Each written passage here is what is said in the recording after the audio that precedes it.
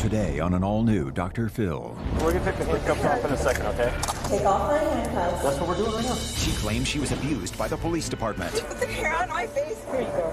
Is that better? Does that seem abusive to you? It was like this female deputy was her personal assistant. She likes to be argumentative. She's very difficult to deal with. Ow! You literally just broke my wrist. I would say that her injuries are self-inflicted, as you can see by her behavior. They threw me in the jail cell. Isn't it true they were responding to your request to be kept alone and not put in a general population with a bunch of other prisoners? Well,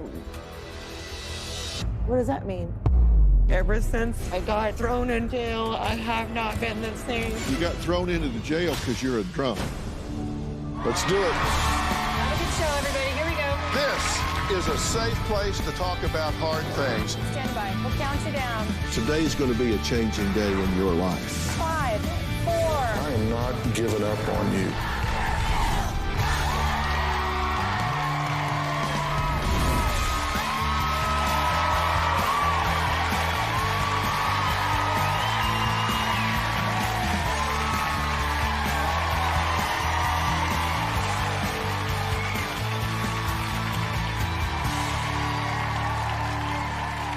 Yesterday, I sat down with Keith and his wife of 28 years, JoLynn.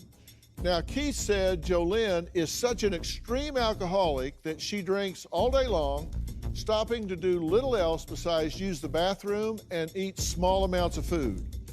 A few months ago, when JoLynn needed medical attention, Keith decided to call the paramedics, but things took a drastic turn for the worse. According to news articles, JoLynn became hostile with police, who also arrived on the scene, and she was arrested for public intoxication. Now, after JoLynn returned home, she had severe bruising on her face and eyes. Keith accused the Alameda Police Department of wrongdoing because of JoLynn's bruises, an accusation the police department vehemently denies. JoLynn's arrest, her behavior, and accusations against the police became an international news story. Here's what Keith and JoLynn had to say yesterday. My wife, JoLynn, is an alcoholic. These are the beers I usually drink. They're 24 ounces, and I usually drink about 6 a day. Last time was arrested, it became local news, and the story even went international. A grandmother from Fremont received these injuries after authorities took her to jail for being drunk in public. JoLynn asked her husband to call 911 so paramedics could help her detox and take her to an inpatient rehab. But what started as a call for help quickly got ugly. She wound up in jail. I'm claustrophobic. Oh my God. Where she stumbled and slammed her face against the back wall of the jail cell. Keith, you got your hands full. You think? Why did you call 911 that particular day? Well, I'm not exactly sure which day you're referring to because there's been many times. Well, I'm talking about the one where she wound up with two big black eyes. Okay. My thought was get her into an ambulance and detox her. Why not just take her yourself? There have been times when I've been trying to transport her, and as I'm driving, she'll start to open the door. And all I want to do is drink more. I hate that this is happening to me. Can you tell me about this incident that went on the news? I was afraid to go into the cell. I don't want to go to the cell. Then they just tossed me in. And take off my handcuffs. That's what we're doing right now. Now I hit my head, and I haven't been the same since. Will you take a breathalyzer for me now so I know what level you're at, so I know who I'm talking to? Blow real hard. It says that you are 0.35. Which is bad. That's 4 times the legal limit. Will you please help me? If you really want help, I'm here to help you. I'm scared to death. Now, listen to me. JoLynn, Come on, if please. you leave, you're not coming back and we're done. So if you want help, you need to sit in that chair and you need to stay there. You're sober enough to hear me, right? Yes. You called 911. Your hope was to get an ambulance that would take her to a hospital, and the police responded, and you think that they were perhaps abusive with her. Well, I don't know. they I were. didn't know exactly what happened. You what? I know they were. They all wear body cams. They provided us with a lengthy video. Please put the hair out of my face. Here you go. Is that better? We're going to take the handcuffs off in a second, okay? There's still hair in my face. Better? No, it's in my right eye. Is that better? Yes, thank you. For the meantime, we need a place to have you sit, what has a bathroom and stuff like that. Does that seem abusive to you? I'm not sure I can directly answer that. Sure you can. She's ordering the police around, get the hair out of my face. It was like this female deputy was her personal assistant. Get back up there. You're wasting an opportunity. Can you sit down for a few more minutes? I have to pee. Let me be real clear. If you don't want to be here, it's absolutely okay with me. No, I don't want to leave. You're going to blow this opportunity. Do you need to use the restroom? I would like to pee. If you need to take a bathroom break, I'll give you a bathroom break. And you either come back or you don't. Step on up. Here you go. Give me your other hand. Here, step up here, honey. Step up. I'm trying. Okay.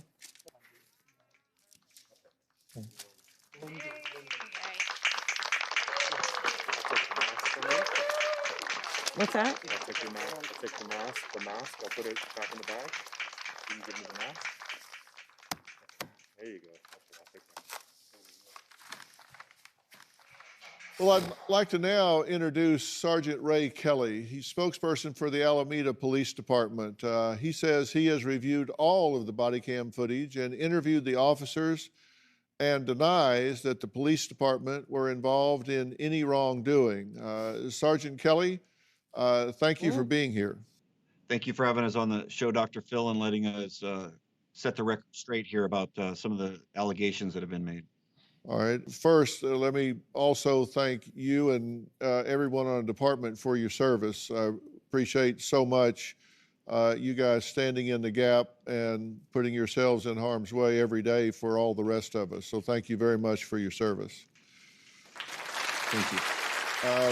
I've looked at the tape. Thank you so much for sharing what you did. And I frankly was so very impressed with the patience and compassion that your officers showed with JoLynn. I understand that there was an accident where she started to get animated and hit her head, but I didn't see any action on the part of the officers that caused that. I saw them trying to keep her safe and restrain herself, but I don't see where any action on any part of any police officer created any damage or injury to her whatsoever.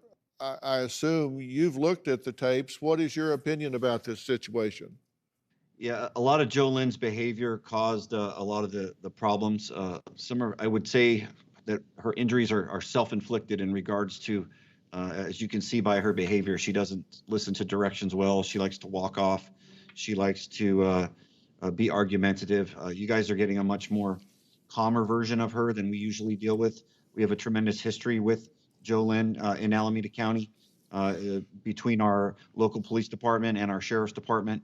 And so every time we get called to her house or she arrives in our jail, this is a kind of a routine procedure in dealing with her. So she's very difficult to deal with. What was hurtful was the allegations that she made against our department and the police department, saying that we had brutalized her, which was not the case. We took great care, as you can see in the video, to be compassionate and caring and to make sure that her needs were being met. She was only going to be in our jail for several hours until we could get her to a level of sobriety to get her out of our jail. So we explained all that to her. She's been in and out of the jail system and the hospital system many times, so she's aware of that. We went through tremendous steps to de-escalate her behavior, but she can be very difficult to deal with. I didn't want to go into the small jail cell. I've never met anybody that said, sure, put me in. Who is that guy?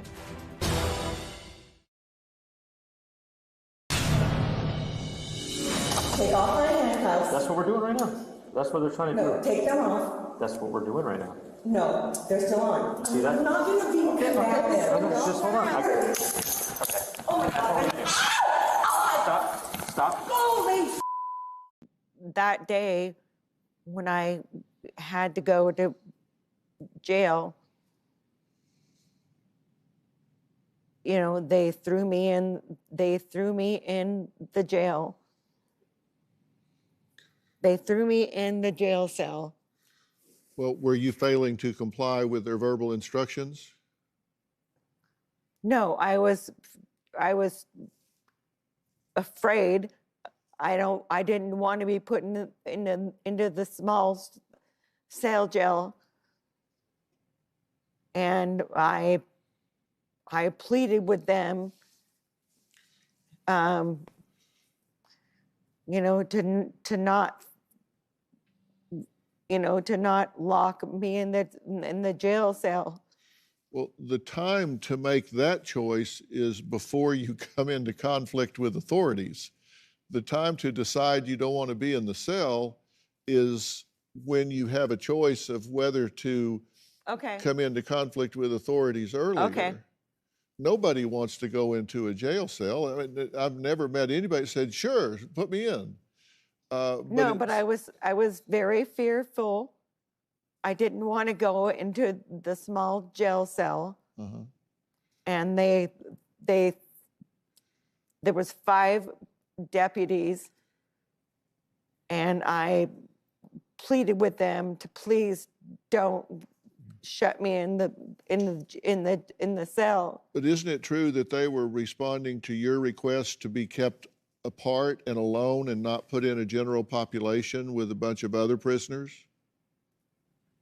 Well, what does that mean? Well, you had requested to not be put in the drunk tank. They were accommodating your request. Okay. And you see my point? I'm not sure if I do see your point. I mean, who is that guy? He's a public information officer, I'm sure, for the Alameda Police Department. I don't believe he was there that day. He's just reviewed the videos, as have I. And I felt like we should have both sides of this. And we would love nothing more, JoLynn, than for you to get the help that you need, and we would support you 100% in getting healthy again. And that's another reason why we're here, is to make sure that you get the help that you need and deserve so that you can move on with your life and take care of your family.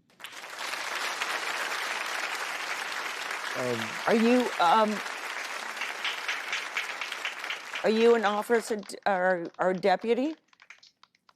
I'm Sergeant Kelly with the Alameda County Sheriff's Office. I've been here 25 years, and I'm very familiar with your story and what has gone on. I'm trying to assess whether we have addict behavior here or whether we have accountability here. I've reviewed the tapes, and it's clear to me that nobody likes to go to jail. Of course, nobody likes to go to jail. And I can assure you, these people don't like putting her in jail. It absorbs valuable resources. There were 5 deputies there, and in my opinion, having been trained as a forensic psychologist and worked in the court system and with law enforcement for over 45 years, those deputies were there for her safety. So to contain her, just as you've seen here, I've had 5 people come racing out here to contain her so she doesn't fall off that edge right there. And she doesn't wander off into the wrong zone here. There were deputies there for her safety, both to record the situation, to meet her needs. They were fixing her hair. They took photos. She's saying, get these cuffs off of me. Yes, ma'am, we're getting them off. No, you're not. Well, yes, we are. It's difficult to get them off. It's very close down here. They're being very, very nice and very, I've never seen police officers so they're fixing her hair, for God's sakes. She's treating them like her personal assistants, and they're being as patient and compassionate as I think they can possibly be. But there does come a time where it's time to stop talking and start complying with what the authorities are telling you. And when she starts to buck and resist that, she hits her head. And I'm very sorry that happened. And I also saw flashes of her behavior where she was very polite and very nice. Your personality comes through at times, even when you're intoxicated. Yes. We get to see who you really are Yes. at times, and you're obviously a very nice person. And I think they recognize that as well. And the fact that Sergeant Kelly, who's been criticized, their department's been criticized publicly and held up to ridicule in the media, is still saying, we wish you the best. We want you to get well. We're here in support of that. Again, is just evidence that they are there to protect and serve, that they are there to help. And he didn't have to be here today. He didn't have to provide that video. They are being totally transparent. They're trying to help, and they want the best for your wife. I'm not sure that I'm going to completely agree with you. My wife was returned to me severely damaged. We know that she was resisting. I mean, she look, can be that way. Look.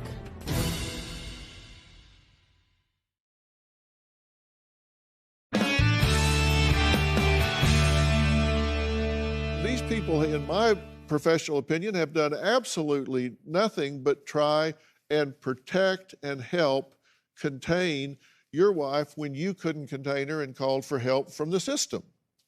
And the system stepped up and tried to help. And you know she's difficult to manage. Like you said, you take her yourself, but she tries to get out of the car. Right. And what happens when she tries to get out of the car? She could get the door slammed on her if you pulled it shut to keep her in, or she could fall out and get hurt. That's exactly the same thing with them. She tries to go out the door, it gets closed on her. Things can happen. Right. These people have done an excellent and compassionate job, in my opinion. I'm not sure that I'm going to completely agree with you, Dr. Phil, and I'm sorry to say that. My take on this was my wife was returned to me severely damaged. And from what I understand, she was resisting going into the jail cell. Right. We know that she was resisting. I mean, she can be that way. Look. But they did a move, supposedly taking some kind of a wrist move to get control of her to comply. And when they did that, she lost her balance, fell into the jail cell, and hit her head against the back brick wall. And my honest to God feeling is nobody should wind up looking how she looks, no matter how they were trying to handle her. It's very unfortunate. And when you're drunk and unstable and unruly and resistant, it is not unusual for people that intoxicated to hurt themselves. And I see it all the time. You've seen it before with her. And in this case, she hit her head against the wall. Had she complied and walked in there and sat down, this would not have happened. Well, if she wasn't drunk, she would have complied. But she was, and what could have she happened did. Clearly, yeah. And it's not the point restraint that I methods that they used were minimal. It's not the point that I was drunk. It was They were minimal, and they are approved procedures, and they are minimal. They were very minimal. I don't know. What else are they, what would you like them to do? Just walk away and say, well, okay, never mind? If you don't want to do it, then okay, bye. I understand exactly what you're saying, Dr. They have Phil, a job to do, and they did it in the most minimal, safe way they could possibly do it. I've told you what my opinion of this situation is. You've provided us full transparency. Is there anything you would like to add? You know, the injuries in the photographs are very misleading. So her main injury was to her forehead, and because of, obviously she has a 0.35 blood alcohol content right now, but because of her blood and her health issues, a lot of that blood went and coagulated under her eyes, in the bags underneath her eyes. And so those injuries are not to her eyes or to her nose. It's from the top of her head where she banged her head. And it's very misleading. And our local media used that photo because it does look very horrible. But the injuries are actually not to her eyes or to her face, but to the top of her head. Right. And I was very impressed that you had a nurse there as quickly and as responsive as you did. Again, efforts to provide care and take care of JoLynn. So I don't know what else y'all could have done. So that's just my opinion. So I just wanted to weigh in on that, and we really want to help her, not condemn her here. And you've been very gracious in giving us your time, because I know you have a lot to do, particularly in the middle of this pandemic. So thank you. Hopefully we can help to set the record straight. So Sergeant, thank you so much for being here. And again, thank you for all you do. Thank you, Dr. Phil, and good luck, JoLynn. We're rooting for you. You'll hear from JoLynn's daughter, who says her mother and Keith are codependent, and that's why they're both spiraling downward next. We want to turn this around. We'll be right back.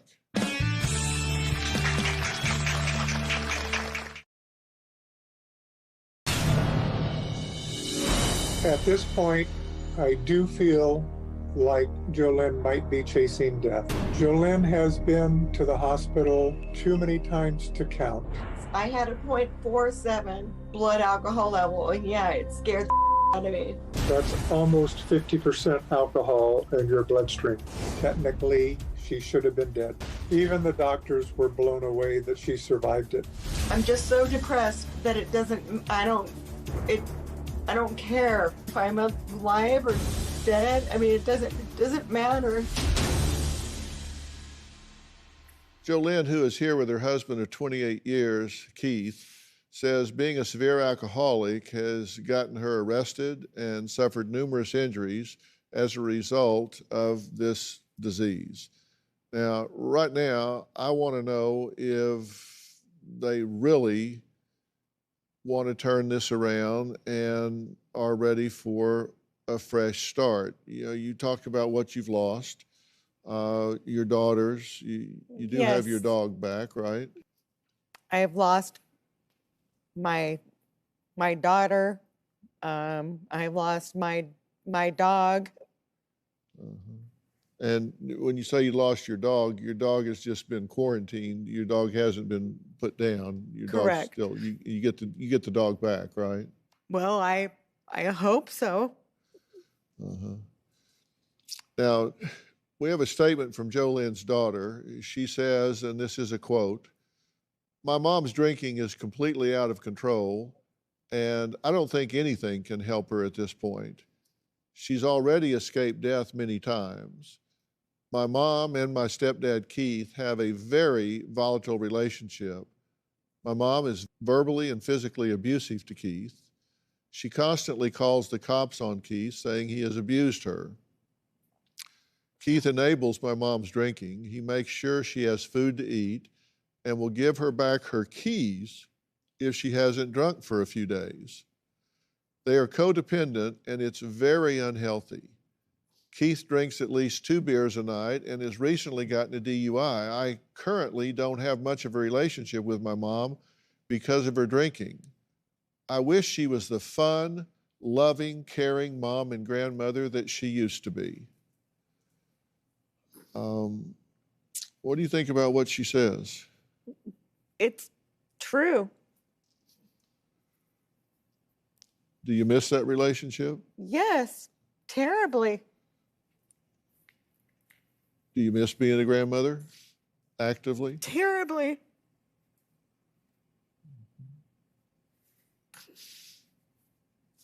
Yes, I miss them all. JoLynn, look, you know, I kind of have, I'm a little bit hamstrung here because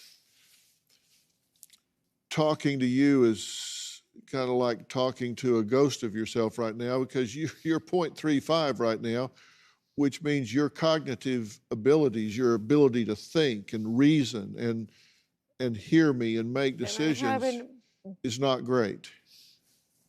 no, and ever since I got thrown into the jail, I have not been the same. You got thrown into the jail because you're a drunk. And you're going to continue to get in situations you don't want to be in if you continue to be a drunk. You're going to kill yourself or somebody in a car, or you're going to drink until the respiratory part of your brain shuts down and you quit breathing and he doesn't find you in time. Or you're going to have to see through the fog and grab on to a rope and pull yourself out of this. Look at those beautiful pictures. How's it feel to look at yourself in your wedding dress? It hurts. I just lost control.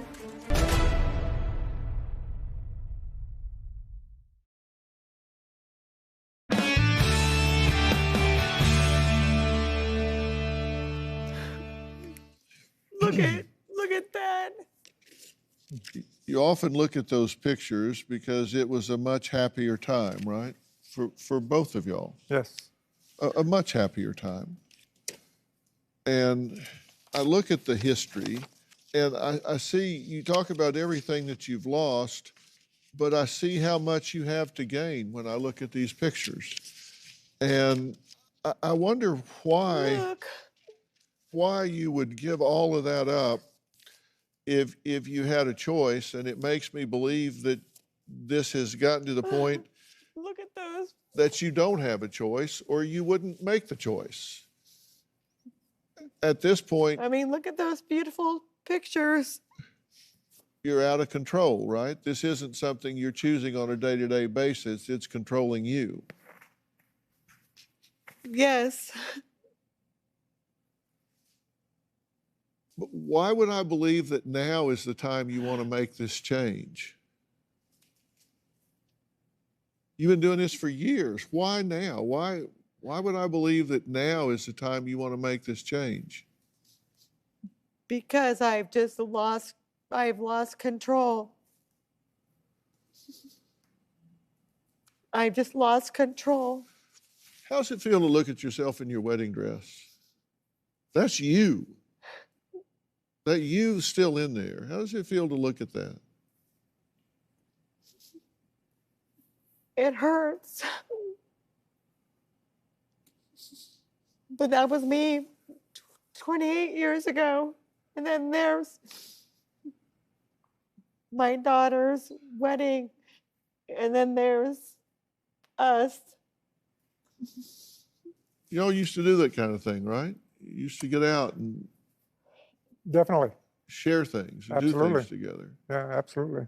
But that was my daughter's wedding.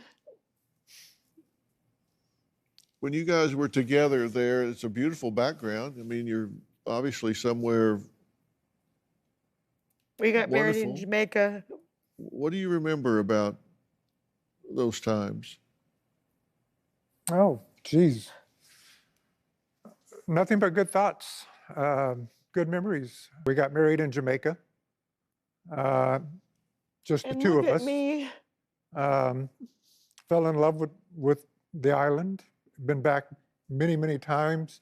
Took our daughters to Jamaica. Both of our And then daughters got there's married my in Jamaica. daughter's wedding. Honey, Yeah. yeah, both of our daughters were married in Jamaica also. Why haven't you given up on her? Because I believe in her. I love her, and I believe she can come back. So the question is JoLynn really, really ready to make a change?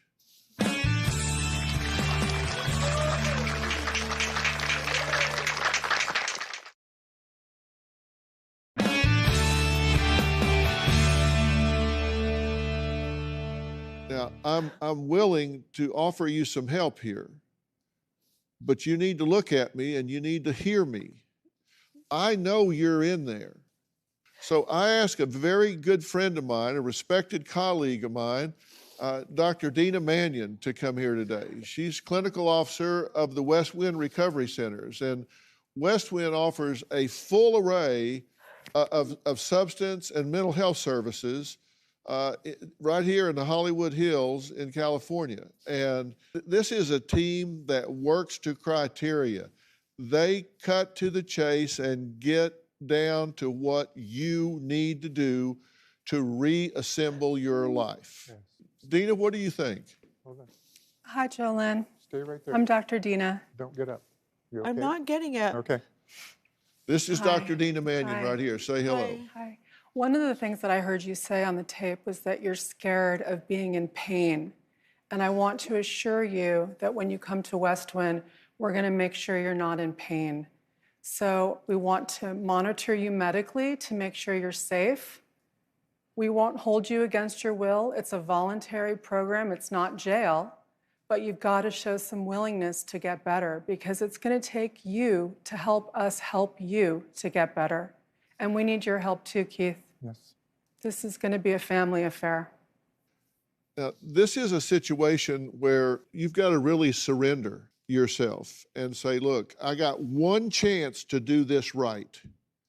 I got one chance to do this right. Everything has come to this point, and this is my time. Yeah. This is my turn, and I'm not going to blow this. Stay there. Do you want that help? Don't get down. Do you want that help? Yes. Seriously. I do.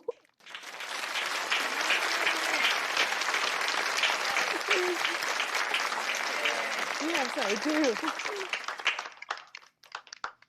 Because I think you're still in there, and I think you deserve a shot. I am here. Yeah, I am in here. I wrote into the Dr. Phil show. I know you did. Praying. You can stay with her. You can stand with her.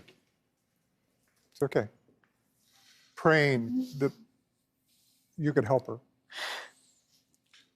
Well, I've told you the truth as I see it, and I really believe that if the two of you lean into this and you own this, we can turn this around.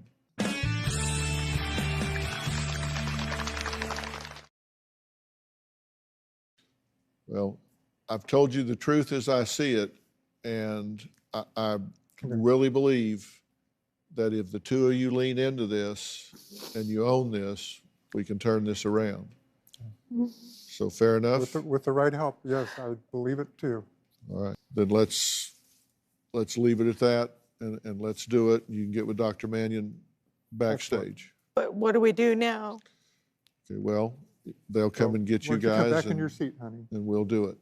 Honey. I want to thank my guests today, and thanks to spokesperson Sergeant Ray Kelly from the Alameda Police Department, and to the clinical officer of West Wind Recovery Centers, Dina Mannion. For more information about today's show, log on to drphil.com. Don't forget to check me out on any of my social media outlets, including Facebook, Twitter, Instagram. That's all for today. And don't forget to tune in to Robin's podcast, I've Got a Secret, with fascinating guests, including Catherine Schwarzenegger Pratt and Deborah and Tara Newell, the real-life mother and daughter inspiration to the Golden Globe winning Dirty John series. We'll see you next time.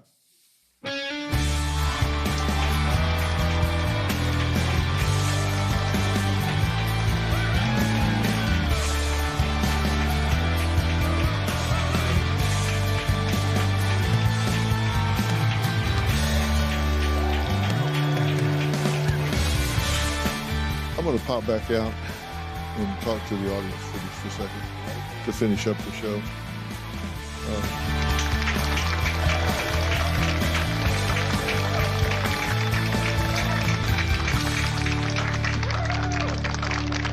Hey guys, yeah, we're still in the show right now. I just saved a few minutes because I wanted to come out and talk to you guys a little bit about what just went on, because I get so much mail and questions from y'all about kind of what my thought process is as we go through this. And this is a difficult time for me because I'm trying to work with an individual that is 0.35.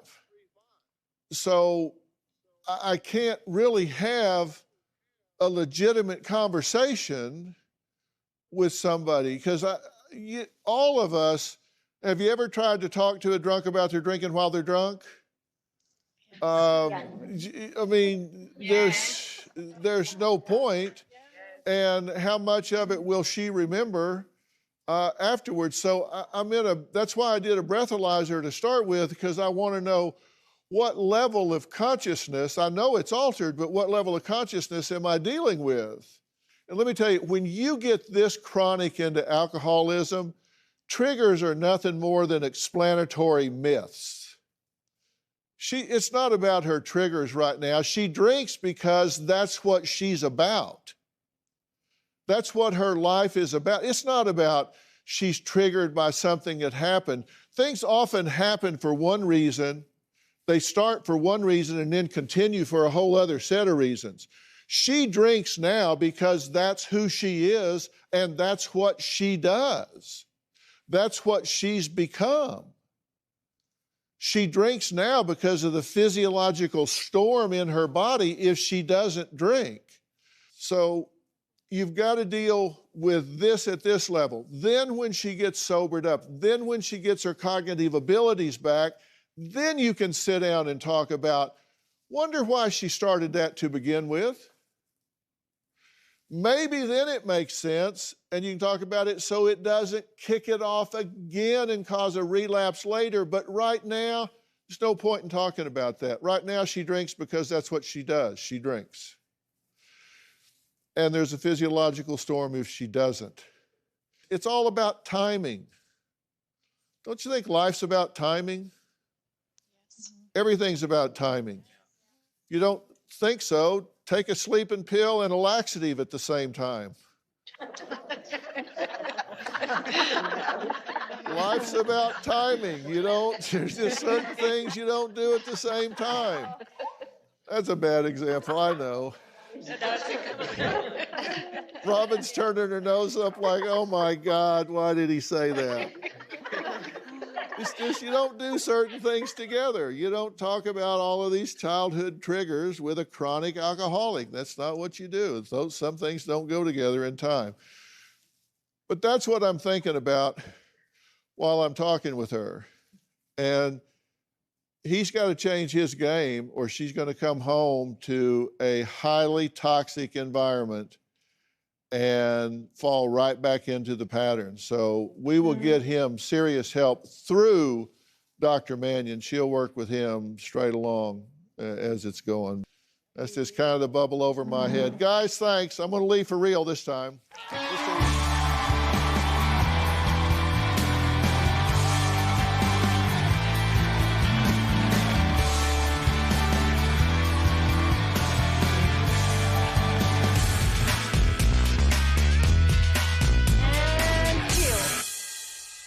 Hi, I just wanted to kind of meet you. Hi. The facility's really close, and the doctors and nurses and staff are all waiting to greet you. So Keith can come? He can come with you to check you in, yeah. So we don't want you to really drink because we're going to give you some medication. We're going to make sure you're okay, okay? Hey. Why are they taking that? Because we're going to take you to treatment. Making the first step to getting your life back. Sit right here. But why? Because you're going to treatment. Come on. You want to get in on the other side? Hold on. Thank you. It's been 2 weeks now since JoLynn and I have met with Dr. Phil. She did go to West Wind Recovery. The first week was a rough week for her, detoxing. So she's getting some really good help, probably the best there is. And I'm very optimistic that she's getting better every day. Dr. Phil, I want to thank you from the bottom of my heart. I truly believe you may be saving my wife's life.